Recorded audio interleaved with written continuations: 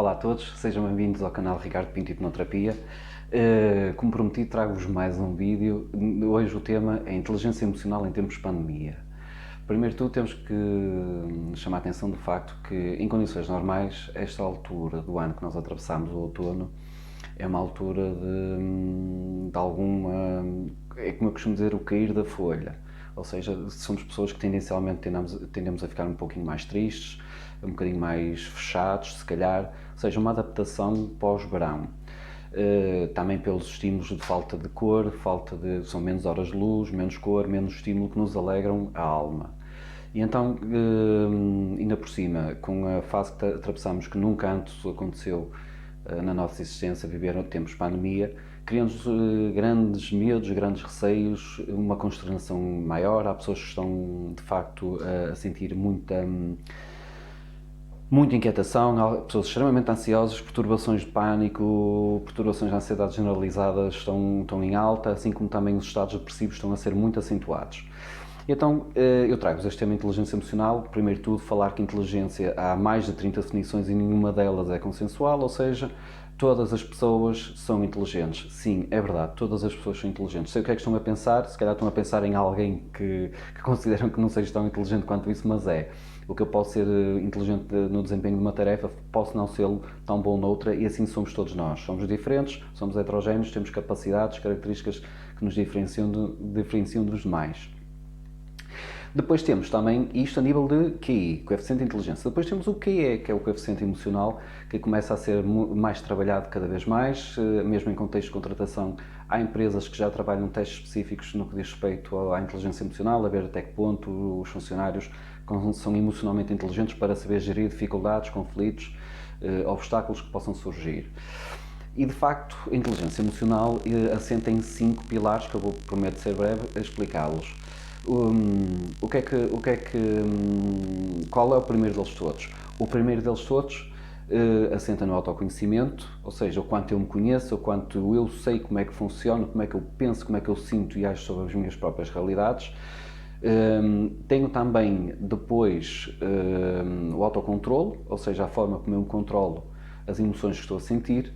E é preciso, mais do que as emoções, não é controlar as emoções, é controlar a resposta às emoções, porque é aquilo que eu tenho a dizer, de facto, é que é impossível controlar as emoções. Ou seja, se eu estou a sentir medo, é impossível eu não sentir medo. Agora, isso não consigo controlar, essa resposta, mas consigo controlar, sim, o meu comportamento face à emoção que eu estou a sentir. Se eu estou a sentir medo, perceber o que é que este medo me traz de positivo ou de negativo, de forma que influencia e de forma que vai condicionar uma eventual resposta. E aqui o autocontrole ajuda-nos a entender isso e a refletir sobre isto. Ok, será que eu consigo controlar, ou o que é que eu preciso para controlar o meu comportamento, de que forma é que eu controlo, para que não tenha uma resposta desajustada, que inclusive pode ser, às vezes, até de algum arrependimento, ou até algo inconsequente, impensado, que depois pode trazer outros problemas associados a isso.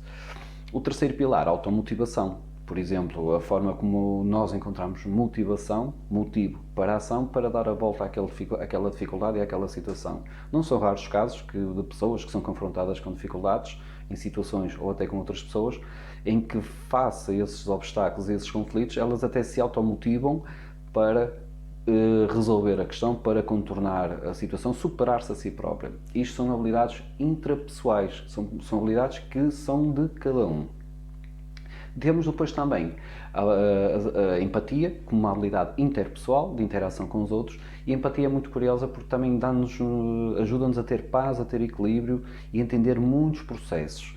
A empatia é a capacidade que eu tenho de me colocar no papel do outro. Ou seja, se eu tenho alguém à minha frente que me está a despoltar determinada emoção, por exemplo, raiva, revolta, em que eu sou autoconsciente das minhas emoções, dos meus sentimentos, dos meus princípios, valores morais, tudo isso.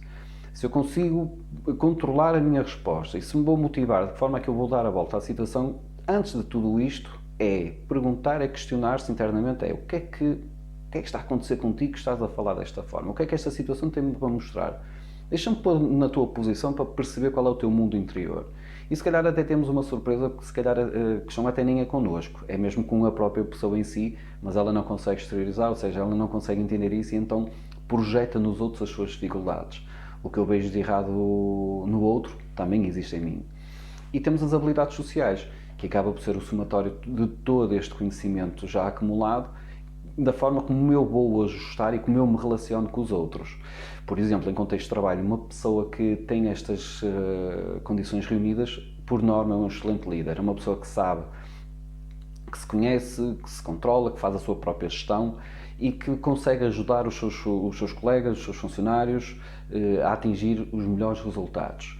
Em trazer isto para este contexto de pandemia também é muito interessante, porquê? Porque estamos a ser bombardeados com muita informação, estamos a ser vítimas de uma pressão social enorme, de uma pressão da comunicação social que está a disputar imensa ansiedade, imensa tristeza, imensa depressão. Pessoas que não saem de casa, pessoas que estão a agravar os seus quadros patológicos. E o que é que acontece aqui? Ok, vivemos uma situação de pandemia, okay, de que forma é que isto me pode afetar, de que forma é que não pode afetar? Será que vale a pena eu deixar de fazer certas determinadas coisas que fazia que me davam prazer? Será que vale a pena? Será que não? Será que é assim tão grave? Conhecimento requer-se, é preciso estudar, não ficar cingido só àquilo que a televisão dá. Procurem, informem-se. Acontece também com as outras pessoas que tentam nos influenciar, que estão sempre naquele registro do ai, cuidado, isto, aquilo. Claro que temos de ter cuidado, claro que temos de estar atentos, mas não de viver de uma forma fóbica, porque a vida flui, a vida continua a acontecer, o mundo não acabou e certamente já sobrevivemos a tantas e tantas coisas ao longo de milhares de anos que esta vai ser apenas mais uma. Com uma vantagem, temos mais conhecimento, temos mais informação, embora ter informação não significa conhecimento, atenção a isso. Questione-se e transponha isso para a sua vida e reflita sobre tudo isso. Colocar também no papel dos outros, que há pessoas que são propícias a sentir mais medo e a serem mais facilmente condicionadas, e há outras que têm mais resiliência, que se adaptam às situações e até já relaxam mais um bocadinho. Portanto, trazer esta inteligência emocional é muito importante já para esta altura do ano e para qualquer situação e para qualquer altura, mas tendo em conta que atravessamos o outono, em que nos outros anos já é mais complicado gerirmos a queda da folha, menos horas, há a mudança da hora, existe uma série de variáveis que influenciam o nosso corpo biológico e psicológico também. Acho que faz todo sentido começarmos a colocar em prática um bocadinho desta inteligência emocional. E ser inteligente emocionalmente é exatamente isso, é autoconhecer-se.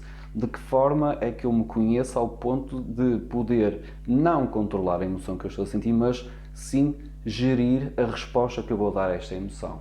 Isto são algumas dicas que eu queria deixar aqui.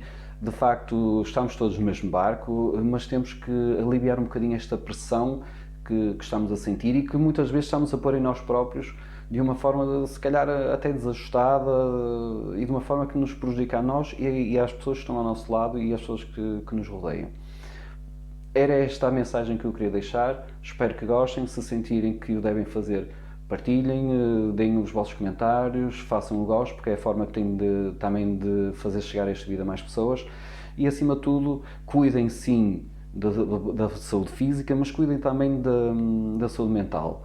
Ou seja, leiam mais livros, saiam da frente da televisão, nada de ver canais que estão sempre num looping repetitivo de desgraças. O nosso enviesamento emocional por si só já é negativo, ou seja, as nossas emoções básicas levam-nos para a parte negativa, medo, revolta, nojo, raiva, ou seja, são emoções que o objetivo é proteger a espécie, mas que neste caso, que já evoluímos há milhares de anos e que realmente temos medo, sim, não de ser mortos por um predador, mas neste caso por uma série de situações que não têm nada a ver com predadores, acho que como seres pensantes, temos que realmente fazer aquilo que a nossa espécie fez ao longo destes milhares de anos, foi evoluir.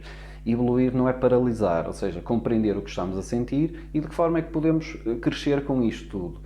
Fazer cada um a sua parte e podemos contribuir assim, como eu costumo dizer, toda a cura é autocura, na medida em que eu ajudo uma pessoa, essa pessoa também me ajuda a mim. E quanto mais pessoas se ajudarem, melhor está o mundo.